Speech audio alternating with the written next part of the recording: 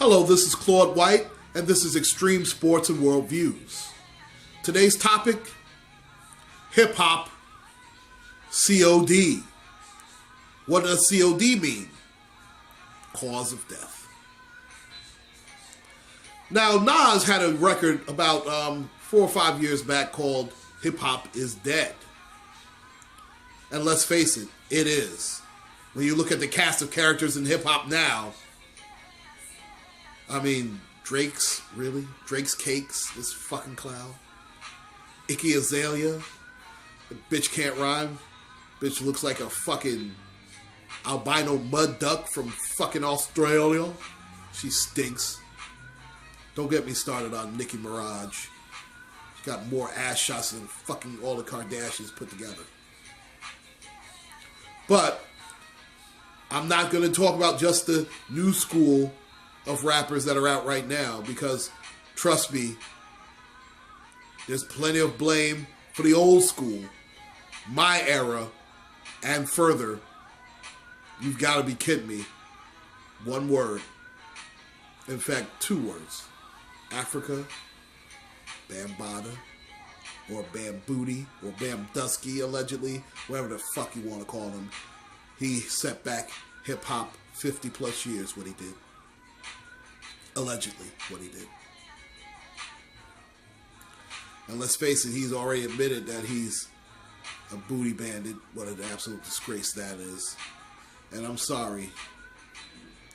You want to say I'm not politically correct, so to speak. Oh, man.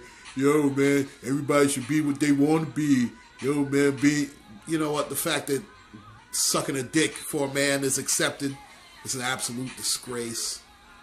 You know, there's such a high level of homosexuality in hip-hop. That's one of the causes of death right there. And whether it's Africa Bam Dusky, allegedly, or whoever you want to name, you know, I just can't get with this skinny jeans, fucking multicolored generation. And you know what? Let's save some of that for Cameron, because he started that pink bullshit back in the mid-2000s with the Dipset.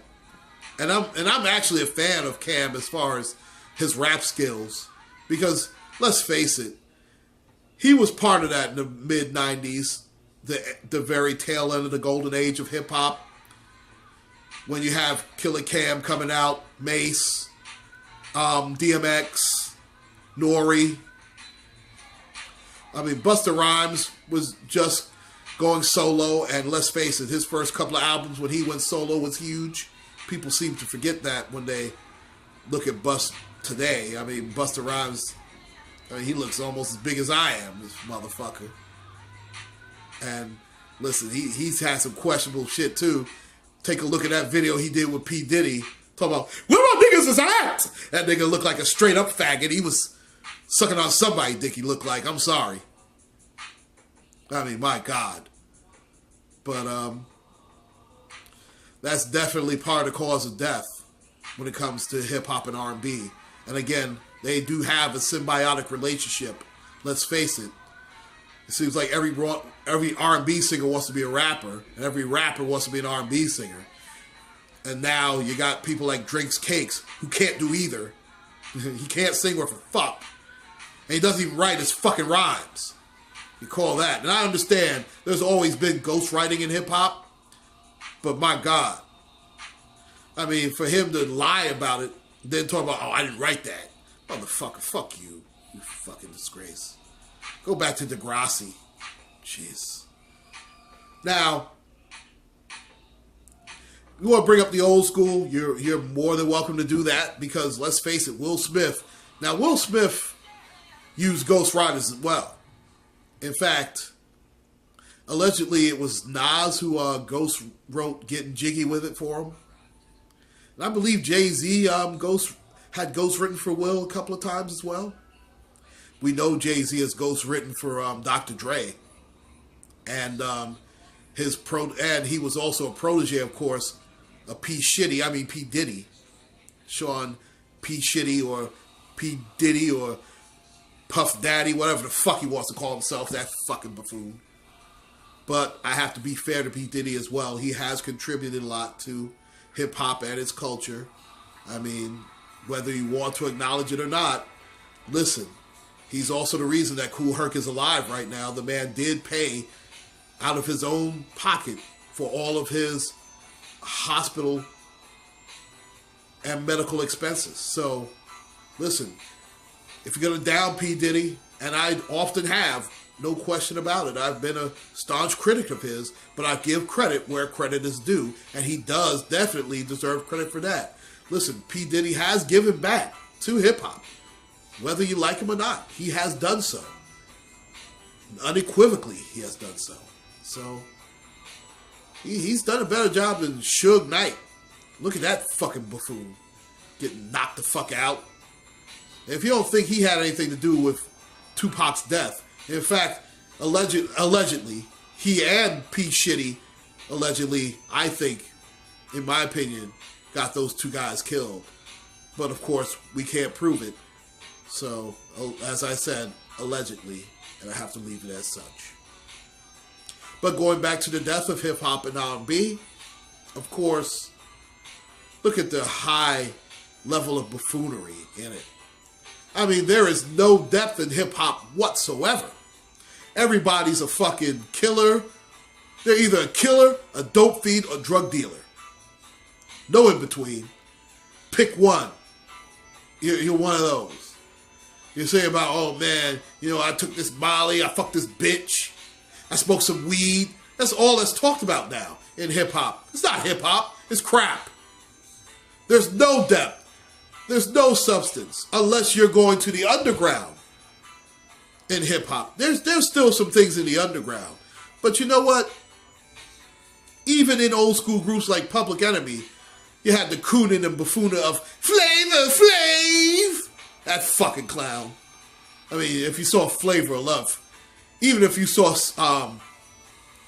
I forgot the name of this damn show where they were, oh God, what's the name of that fucking show where you're supposed to help each other's relationship as some type of rehab, relationship rehab, whatever the fuck name of it is. He had this ugly cracker bitch that he was with, and they were allegedly working it out, and God, he's a train wreck, that motherfucker. Unfortunately, also, DMX is a train wreck, and we do wish the best for him because DMX stands for the best in hip-hop. He really does. In fact, he's almost too real, and it's gotten to him. But we do pray and hope for the best for him because and thank God that those cops in Yonkers saved his life, or else we wouldn't have DMX with us today. So for all those talking about, oh, I hate the cops, listen, I hate crooked cops. But there are a lot of cops who have done a lot of good. And I have to be fair about that. And one of the good things that they've done is save DMX. Because they don't get there in time. Listen, we lose another one. And we've lost enough people in hip-hop. Losing the Phife Dawgs. We've just lost too many. Obviously, Tupac. Jay Dilla, losing him, that was huge. I mean, we've had a lot of losses. Obviously, Biggie, Notorious B.I.G., huge losses in hip-hop. And we're stuck with the garbage that we have now. We don't have people like KRS-One, and he's a joke too. I'm mad at KRS. You can't say fuck the victims. Are you kidding me? What if that was your son or your daughter? You want to say fuck them too? They asked to be allegedly molested by Bam Dusky. And listen, a lot of people are scared because we know back in the day, back in the late 80s, mid 90s, early 90s, a lot of people claimed Zulu Nation. And now, you know what? They left Afrika Bambaataa like Harold Melvin left the goddamn Blue Notes. Please, give me a break. Now, what can hip-hop do to get back to that? I wish I had an answer, man. I really do. But first and foremost, get that fucking gay shit out of there. I'm talking about old and new school. Bring some truth back to hip-hop. Take hip-hop back to the streets. Bring some more diversity to hip-hop, for God's sake. Now, when hip-hop does that, get back to me. Because as far as I'm concerned, hip-hop truly is dead. Long live hip-hop. And please, let this crapping so-called R&B die a quick and painful death. I don't want a slow, painful death. I want a quick and painful one so we can get back to real hip-hop. This is Extreme Sports and Worldviews. Please like and subscribe. Take care and God bless.